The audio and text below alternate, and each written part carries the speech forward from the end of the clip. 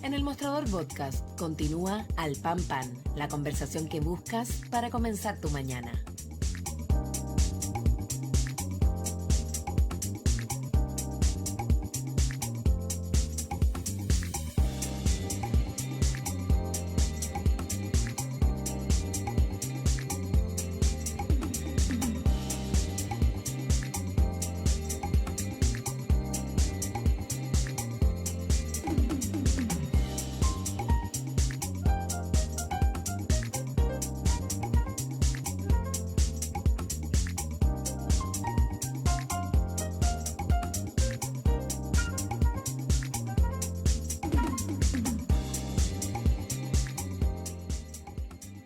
Ya estamos de regreso en Alpampán en este comienzo de semana post 18, un 18 largo que nos ha permitido un pequeño descanso, pero también probablemente analizar y sopesar lo que está pasando en el mundo político, en el mundo de los movimientos de personajes. En medio de este caso Hermosilla que afecta al Poder Judicial y también al Poder Político. Y para conversar un poco de eso, estamos en contacto ya con Axel Cayí, sociólogo, director de tuinfluyes.com y académico de la Universidad Central. Axel, ¿qué tal? ¿Cómo estás? Muy buenos días. Hola, ¿qué tal, Alejandro? Acá es con el post 18. Fueron Oye, demasiados días. sí, fueron muchos días, pero hay cosas que no se olvidan, ¿ah? Pese a que hubo descanso, hubo paradas militares, hubo fondas, hubo relajo probablemente, pero hay cosas que están ahí, que no van a pasar tan fácilmente, y me quiero ir directo al grano. Por ejemplo, lo que se ha denominado el silencio de Andrés Chadwick ante, ante esta ola gigante que se llama el caso Hermosilla y donde su nombre ha salido mencionado en varias oportunidades y desde algunos sectores políticos, de la derecha particularmente, se habla del silencio de Andrés Chadwick. ¿Cómo afecta esto, este silencio a la derecha en particular? A ver, lo primero es que eh, siempre hay mucha presión por parte de los medios o de algunos colegas tuyos para saber cuál es la repercusión que tienen todos estos casos en los resultados electorales. Eso es como pregunta de manual, así, oye, ¿cómo afecta esto? Y cunde el pánico en la fila y es bueno ponerle un poco como de contexto. En general, para poder responder la pregunta de fondo, porque el silencio de André Chadwick tiene que ver también con un poco con la ansiedad que pueda existir dentro de los partidos de Chile Vamos para que ese silencio no los afecte o todos los chats que están dando vuelta no los afecten. Primero, Andrés Chadwick es una persona no muy conocida, llamémosle, en la opinión pública general, en los votantes. Es una persona que salió hace mucho tiempo ya de la primera línea, 4 o 5 años, y por lo tanto los que lo conocen son normalmente las personas que están metidas en el mundo de la política, en el mundo de las redes sociales, los que ven los programas, o sea, las personas que ya tienen una posición. Normalmente nadie entra a ver esos programas o a escuchar esa entrevista como una blanca paloma, como un ángel que dice, vengo a escuchar para que me convenzan. No, normalmente el mundillo que consume este tipo de noticias tiene el voto súper claro, y son personas que tienen una opinión más encima. Entonces, el resto de la población que no vive anclada a las redes sociales ni a los programas políticos, ya desconoce a Chadwick hace mucho tiempo, eso es lo primero. Segundo, menos aún saben que Chadwick es de la UDI. Yo diría que lo que hay una suerte como sucede en todos los casos de corrupción o en todos los casos donde hay sectores políticos claramente marcados, como fue el caso de Democracia Viva. Se polemizó mucho previo al plebiscito del año pasado, el del en contra y el a favor, el segundo plebiscito, si lo de Democracia Viva iba a repercutir electoralmente en el en contra. Y yo dije cero, no existía porque Y no es que yo hable por la guata, lo que veo es un poco las encuestas, un poco los datos longitudinales, y las personas no hacen una relación partido-deterioro de inmediato. ¿Por qué? Porque ya saben, y de hecho todas las encuestas que podemos ver, las del CEPI, de todas las que hacemos nosotros, tú influye, el deterioro institucional ya está hundido, es decir, ya está pagado hace mucho tiempo.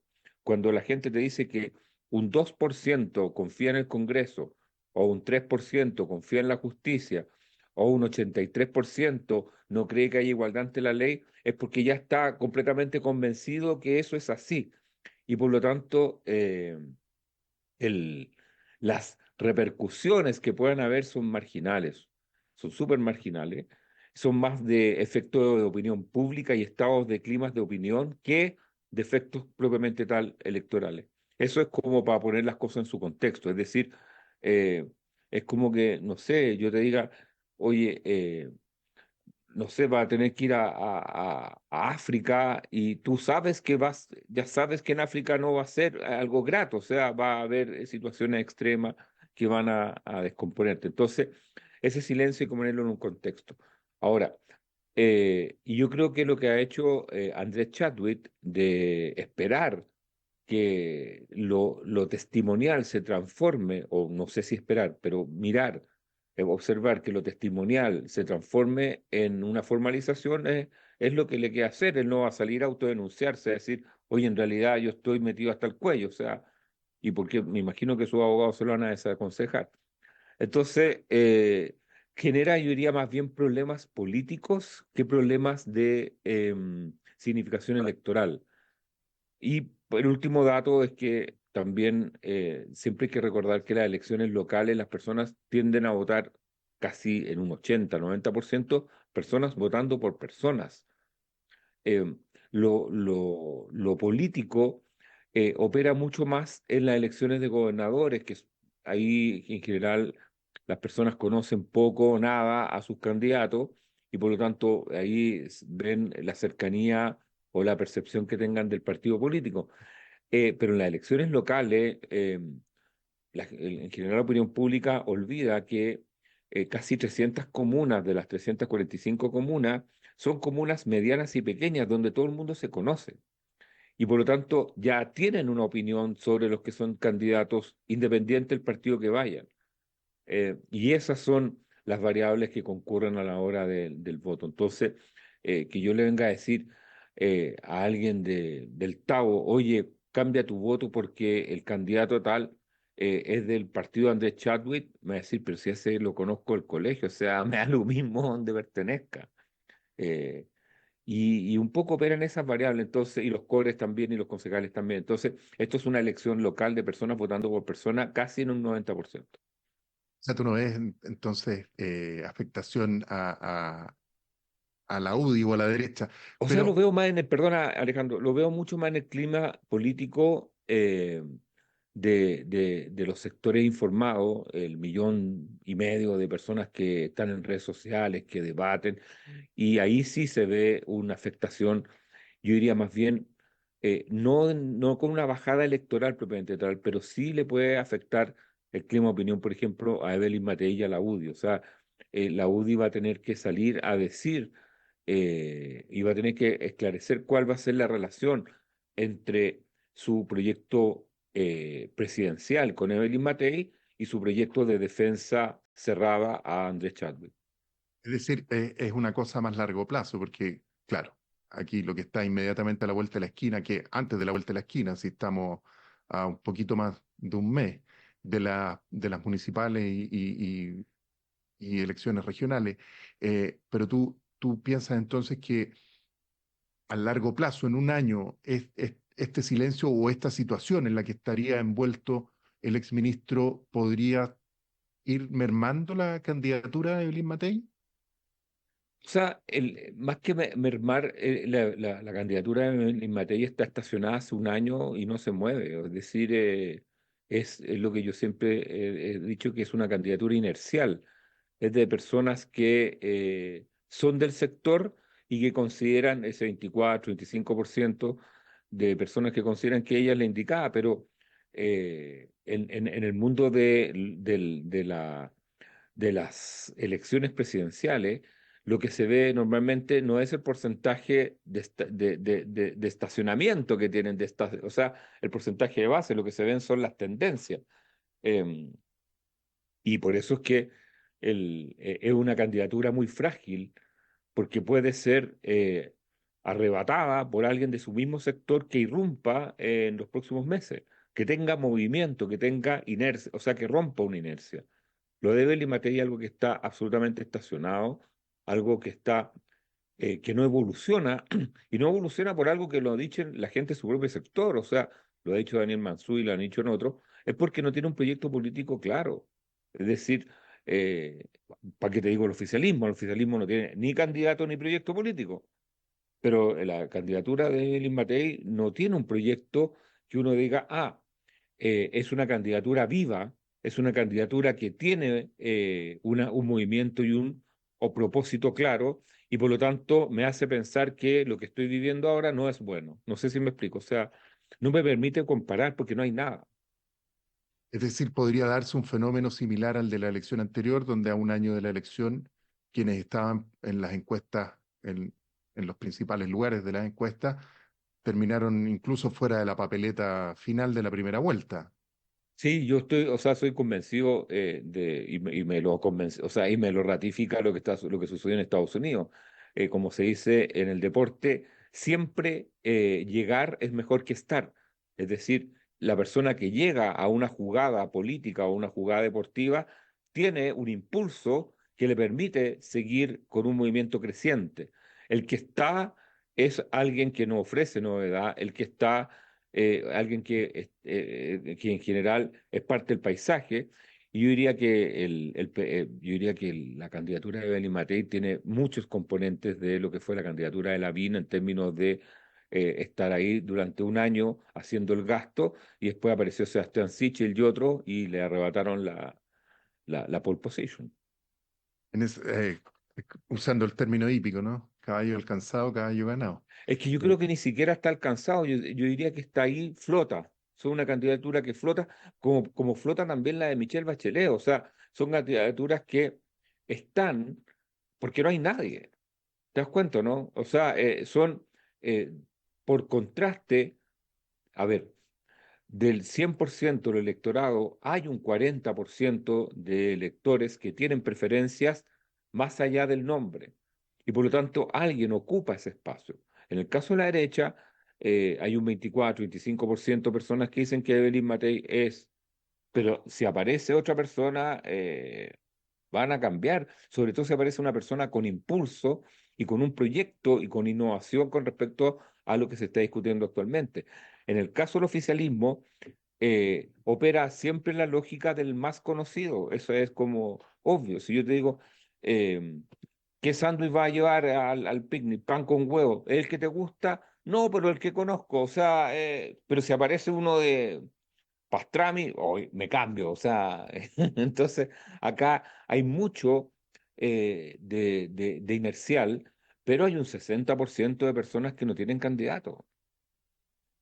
y esa, porque la expresidenta Bachelet apareció hace poco en las encuestas y uno pensaría, bueno, a lo mejor ella no va, pero ella podría traspasar No, es- Alejandro, eso ya no ocurre hace mucho tiempo, o sea, el último ocurre, o sea, a ver, con planificación ocurre, en muy pocos casos, o sea, ocurrió en México que Andrés López Obrador, AMLO, fue traspasándole el liderazgo a Claudia Sheinbaum, pero dentro de un contexto de un 70%, 65% de aprobación del gobierno.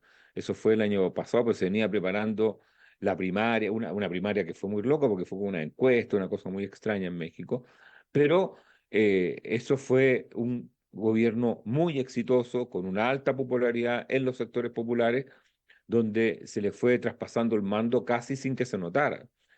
Eh, y ese es el único caso. Y el otro, el de Lula con Dilma, hace ya, no sé, 12 años, no me acuerdo cuándo, donde Lula traspasa a Dilma y bueno, y todo lo que ocurrió, que este golpe blanco, esta destitución que tuvo. Pero esos son los únicos dos casos en 15 años de decenas de elecciones. Entonces, lo normal es que ya no exista esto. Lo normal es que cada candidato autónomo y los dedazos, los traspasos, eso ya no ocurren. De hecho, recordemos que Paula Narváez, por más sindicada que fuera como la regalona, eh, no logró ni siquiera ganarle a Yanna Proboste en una primaria famélica que se produjo el 2021, donde no participaron ni siquiera 120.000 personas en todo Chile. O sea, eh, ¿qué, qué más terrible que esa pobreza electoral? Más evidencia, dices tú. Pero bueno, y este escenario no nos deja como en una posición de que de aquí a 6 meses aparezca alguien, un populista, y arrase. Estoy pensando en el análisis que se ha hecho sobre la figura de Javier Milei, por ejemplo, que un año antes o un año y medio antes no Mm. existía en la órbita presidencial, ¿no es cierto? Y de repente irrumpe, triunfa, le gana el gobierno de turno, con la maquinaria del gobierno, con con un ministro como candidato, con acusaciones de que más encima hacía planes sociales, o anunciaba planes sociales, pensando en ganar en la elección, y ni siquiera con eso fueron capaces de ganarle a Javier Milei. ¿No nos expone esta situación a algo similar? Hay un porcentaje del electorado que entiende, no sé si entiende la palabra, eh, yo diría que un porcentaje que no es mayoritario, que está por los caminos cortos, por estas soluciones como mágicas que aparecen de la noche a la mañana. Pero para que ocurra lo que ocurre en Argentina, tienen que estar el contexto de lo que sucedió en Argentina con respecto no solamente a la corrupción, que era brutal, sino que también a el hundimiento económico que está viviendo Argentina durante ya varios años. Eh, yo creo que hay poco espacio para que eso ocurra con ese nivel de populismo. No sé si me explico. Lo que sí hay espacio, pero de todas maneras, es para que aparezcan candidaturas independientes populares. Eh, las personas que irrumpen normalmente no son personas desconocidas de la opinión pública. Eh, las personas que irrumpen en las elecciones son personas que tienen altos grados de conocimiento, 60, 65%, de ahí para arriba, pero que están en una dimensión distinta a la política tradicional. Eh, y por eso es que aparecen y se desdoblan desde un ámbito comunicacional, desde un ámbito de la justicia, un ámbito de ONG o un ámbito del espectáculo, se desdoblan para llenar un espacio político. Yo diría que hay espacio para eso, no mucho, pero hay. ¿Por qué? Porque las experiencias que hemos tenido, sobre todo con el Partido de la Gente y todo lo que ha asociado a París y los desmembramientos después las conductas que hemos tenido con respecto a la bancada, a las propuestas, a los escándalos, eh, han, han reflejado que el camino de la incertidumbre, el independiente, no es algo que vaya a flotar muy a largo plazo. Yo diría que hay espacio para un independiente conocido, sí, para un independiente que esté en el borde del que se vayan todos, es más complejo porque el punto, la línea de base en la cual se encuentra Argentina, Chile u otro país son distintos. En Chile la economía está funcionando eh, con niveles de crecimiento muy bajos, pero hay una base. Y yo diría que los escándalos todavía están en un nivel, los escándalos de corrupción están en un nivel que se manejan todavía dentro de la institucionalidad, es decir, van a haber acusaciones constitucionales hoy día, es decir, se ve que hay una institucionalidad que se mueve. No sé si esté funcionando así como en plenitud, pero se mueve, porque justamente lo que hemos visto es que las institucionalidades funcionaban, pero a través de celulares y amiguismo y tráfico de influencia.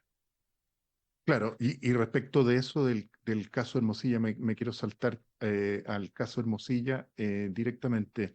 Eh, claro, la sensación de la gente es que, tú ya lo decías, ¿no? Está como enterrado esto de que no hay justicia para todos, solo para algunos. Eh, los, el sistema político en general tiene una pésima evaluación, pero ¿cómo salimos de esto, no? Como esa es como la gran pregunta, ¿cómo se resuelve esto? Que la opinión pública ya no sé si tiene mucha paciencia. Es súper complicado porque la diferencia, y ahora que va a ser como la discusión que se va a abrir a partir de un par de semanas más sobre el estallido social, un poco vamos a confrontar distintas posiciones, desde el estallido, los que sostenían un estallido mucho más violento, hasta los que hablan del estallido delictual, o sea, pasando por todas las gamas de expresiones. Ya pues tenemos muchos libros, tenemos harta investigación sobre eso. Entonces la pregunta es, bueno, ¿qué viene ahora? Yo diría que el agravante, a la situación del 2019, al preestallido, es que ahora hay una crisis de seguridad que es mucho más profunda, o sea, es una crisis que está asociada esencialmente a la inseguridad producto de la migración. Estoy hablando de las percepciones que tiene la gente, y que eso ya tiene un correlato bastante profundo dentro de la agenda. Tenemos una agenda social que no progresó, es decir, lo que intentó hacer Sebastián Piñera los primeros días del estallido, después con la parte constitucional, es decir, de conducir esto, no ha producido ningún tipo de efecto. No tenemos ley de pensiones, no tenemos hasta el minuto el tema de las listas de espera y todo eso, o sea, no ha mejorado. Y por otra parte, tenemos un sistema político absolutamente trancado que no da las soluciones, aunque sean soluciones mediocres, pero no da ni siquiera soluciones. Es decir, estamos en el peor de los mundos. Yo diría que, si tú me preguntas a mí, estos procesos son acumulativos y ya se ha empezado a sentir que se empezó nuevamente a acumular la impotencia. Yo creo que tenemos que aprender, y siempre en respecto a en los cursos, en todas partes, de lo que sucedió en Venezuela con el Caracazo. El Caracazo ocurrió el año 89 y Chávez llegó unos años después. Es decir, el Caracazo fue una respuesta violentísima de parte de la ciudadanía en Venezuela, donde la clase política, Carlos Andrés Pérez y todos los que gobernaban en ese minuto y los otros partidos de oposición, se hicieron los locos, siguieron como si no nada, o sea, como siguieron con la corrupción, siguieron con la falta de conversión de bienes sociales en las personas, y luego vino la dictadura de Chávez, es decir, los primeros golpes, y después vino lo que todos conocemos ya a finales de los 90, es decir, cuando un país no trata, no viabiliza profundamente todos los signos que te está mostrando la sociedad, eh, ocurren fenómenos como lo que sucedió en Venezuela. ¿Por qué? Porque lo que hay en Venezuela es que Chávez viene a reemplazar un ánimo de que ocurran cosas que sean más allá de la corrupción y todo lo que es el debilitamiento institucional. Es decir, en esa época, a finales de los años 80, principios de los 90, habían personas que militaban en COPEI y en ADECO, o sea, en los dos partidos para tener los beneficios de los dos partidos corruptos. Entonces, em, acá en Chile, tú me preguntas, bueno, ¿hay espacio para un populista? Yo diría, no así un populista como del tono de estos loquitos que andan dando vuelta, pero sí para un independiente filo que se vayan todos. ¿Por qué? Porque tenemos todavía un electorado mayoritario que es muy informado. Solo para cerrar, entiendo con lo que dices que a 5 años del estallido social, todo cambió para que nada cambie. O sea, es que yo creo que ni siquiera o sea, hubo una intención en el primer proceso constitucional, en el segundo proceso, de darle una conducción, llamémosle, política constitucional e institucional a la crisis. Em, Esa fue una apuesta del gobierno de Sebastián Piñera que se produjo en noviembre del 2019, pero lo que está todavía, lo que queda por resolver es la agenda social. Es decir, el problema que tiene Chile con respecto a no solamente los temas vinculados a las pensiones, sino que a la salud secundaria, el tema de los sueldos, del trabajo, y ahora agravado con la amenaza de la inseguridad por todas partes. Entonces, el estallido no se produce por el Estado plurinacional, ni el aborto libre, ni el avance del feminismo. Se produce, fue un estallido social. Y así se entendió. Y las primeras interpretaciones que hubo hasta la gran marcha, una semana después, eran correctas. Es decir, esto tenía que ver con lo social. Luego derivó en otras agendas. Eso está completamente no resuelto y esta clase política es imposible de resolver eso porque no hay entendimiento, porque el sistema político está absolutamente ya ni siquiera fragmentado, está destruido, diseminado y no se puede construir acuerdo con este sistema político, ningún tipo de acuerdo. O sea, no puede haber gobernanza ni gobernabilidad para el que sea, para el que gane la próxima elección, con este sistema político no va a poder gobernar. Muy bien. Axel Callis, sociólogo, director de tuinfluyes.com y académico de la Universidad Central. Muchas gracias por haber estado con nosotros esta mañana de lunes. Buen día, Alejandro. Que esté muy bien. Chao, chao. Chao. Y yo, antes de irme, les quiero dar un consejo. Ahorrar cotidianamente se puede y de forma organizada, rápida y online con Ahorrando, la nueva funcionalidad de tu app Copeuch, en donde puedes programar ahorros de manera fácil y entretenida, eligiendo tus propias reglas y metas. Haz que el ahorro sea parte de tu vida con Ahorrando de Copeuch. Más información en copeuch.cl. Y te quiero dejar un par de invitaciones antes de irme a Juntos y Revueltos con Fran Castillo y Marco Moreno y Cristian Leporati.